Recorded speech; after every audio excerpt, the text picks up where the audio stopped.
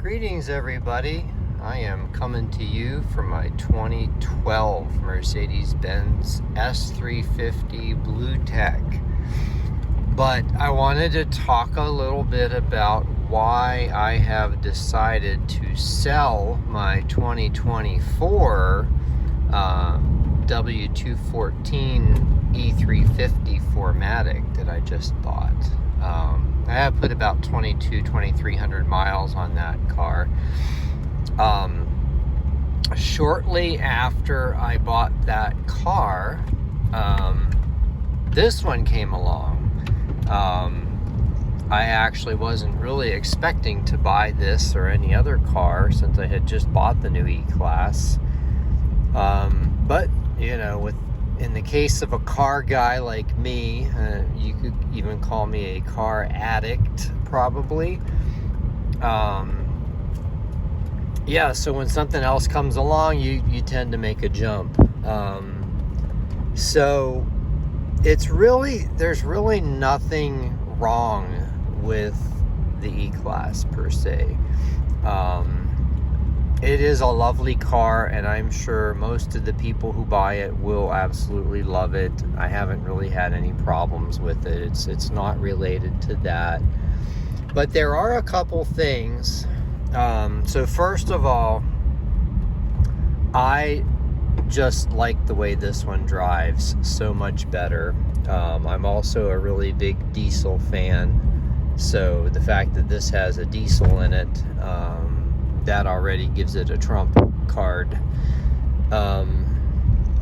And just, you know, I originally, when I bought the E-Class, I did not have any S-Class cars, and it had been a while since I've driven one. And I was comparing the feel of the E-Class to mostly close to an S-Class, but it's really not. Driving them back to back, there is actually a huge difference in the feel between the E-Class, the new E-Class, and this older S-Class. This car just feels special, like almost in a class above sort of way. And you know, I've found myself preferring to drive this one. And it's funny, I still like my GLK, even though that's technically a class below the E-Class. I still like that better as well. Again, the diesel engine has something to do with that, but there's a couple subtle things going on. One is the steering feel in the new E-Class. I'm gonna say it's a little too light. And that's even when you have the steering set to sport mode, and it's a little too isolated. Pretty much every other Mercedes-Benz I've driven, including ones that have the electric power steering, have a better steering feel. Now, this particular car has hydraulic steering, but my GLK has electric power steering. And it's got a lot better feedback and feel to it than the new E-Class. You know, so that makes for like not quite that Mercedes-Benz feel that if you've driven older Benzes, you know, there's a certain feel that a Mercedes-Benz is supposed to have that it just doesn't quite get there. Then another complaint related to the steering, you see like this turn that I'm just making now, I'm going about 40, and it's a slight turn, 40, 50. When you make a turn like that in the new E-Class, there's a point in the steering angle where it like loses the resistance, and you kind of go like that with the steering wheel because you're holding it in a certain position expecting it to continue doing the same thing, but it doesn't. And as a result, it just feels a little disconcerting, almost like something's coming disconnected, even though that's not really the case. I think that's just a programming issue in the power steering in that car. But that, you know, it's funny when you're a car guy, there can be things that you really like about a car to where you're willing to ignore other things. And then on the other side of that coin, there can be one or two little things about a car that you don't like that kind of just kill the car for you. So I have been shopping it around to dealers and gotten some offers, and as expected on a car like that, it would be a big hit.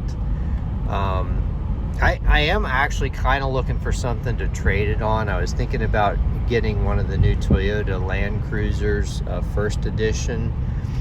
I'm not sure about that. I may just sell it and downsize a little bit.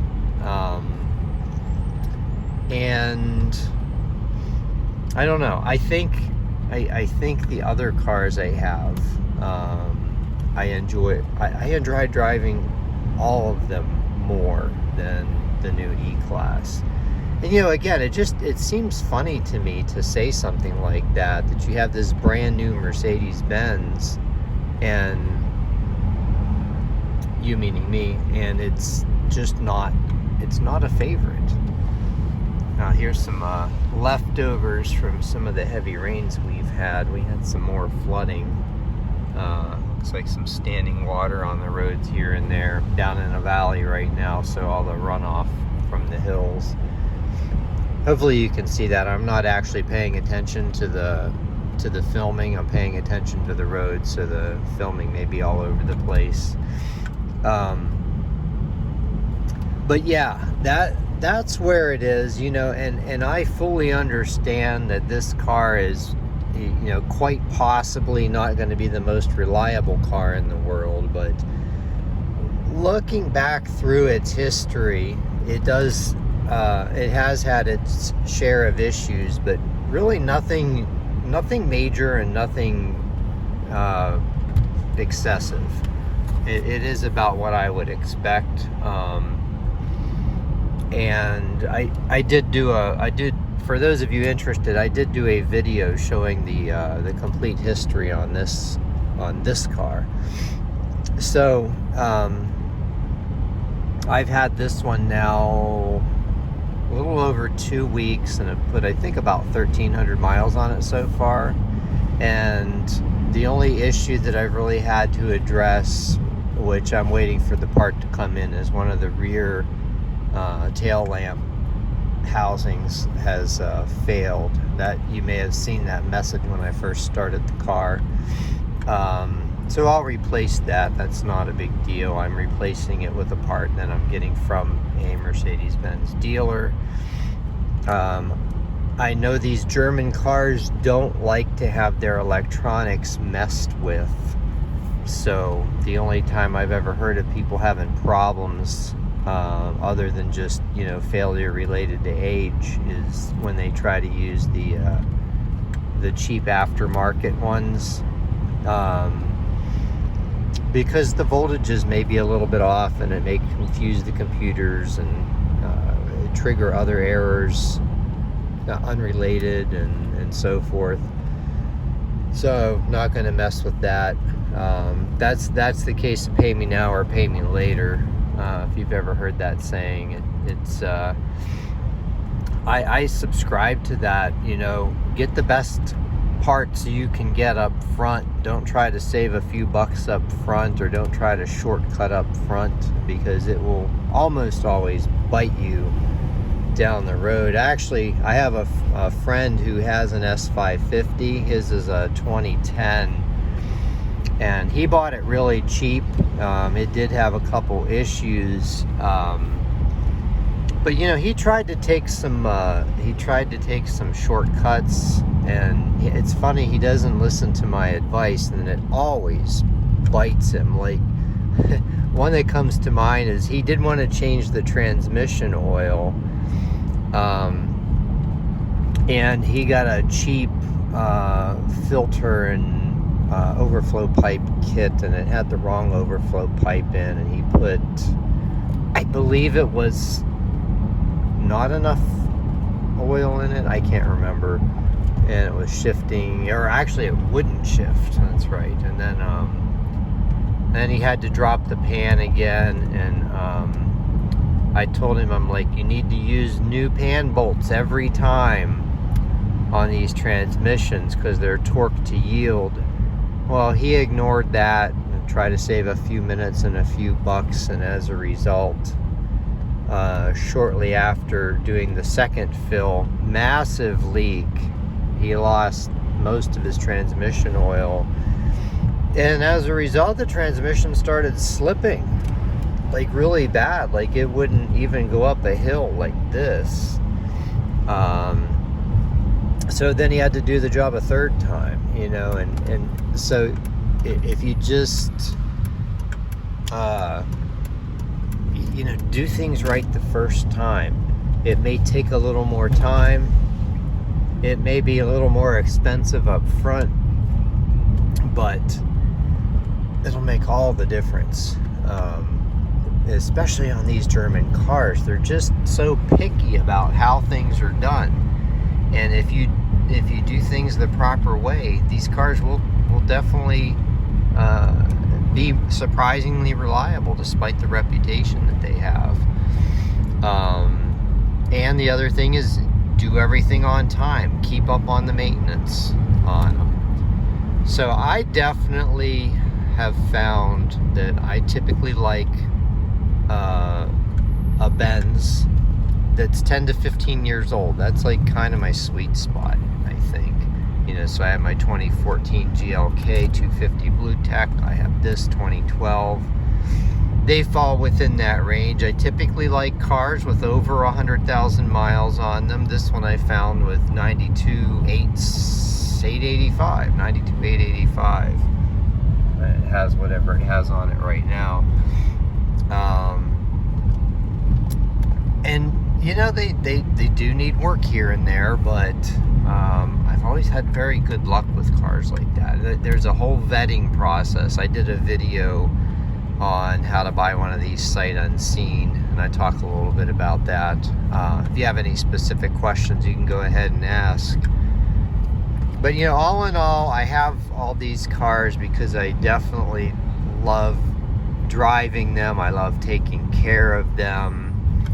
And you know, on a new car, so I do have two newer cars. I have my Versa and I have my GR Corolla, and those are both spectacular cars for what they are, and I really enjoy driving those. They had character built in from the factory. The new E-Class seems to have had that aspect removed. I mean, it has a lot of cool features and Easter eggs and stuff like that, but it's lacking in the character department a bit. And you know, as such, that's another reason I think I was ready to get rid of it. You know, and other minor little things, you know, now I'm thinking about all the reasons why I'm selling it.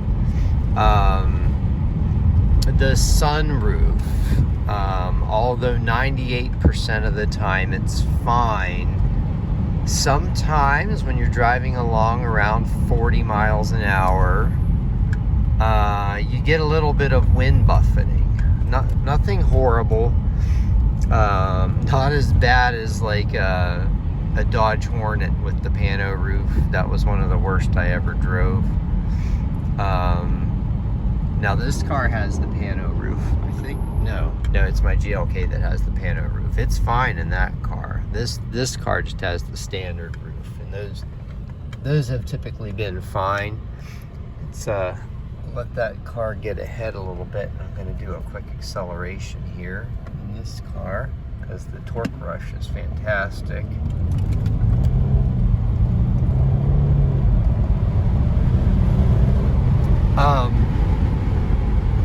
Yeah, that's another thing about the new S-classes, or the new E-classes. Just, I don't know, they just missed some details, I think. Now, there are things I do like about it, like Both front passenger seats have memory standard and lumbar support. You know, I think things like that are great. At least the lumbar support. So many cars will just kind of ignore the passenger comfort. And it can't cost that much to just put a little lumbar support, even if it's manual, into the car. So yeah, if you have any questions about the new E-Class or this car, feel free to post them down in the comments, and I'll be happy to answer. All right, have a great day, everyone.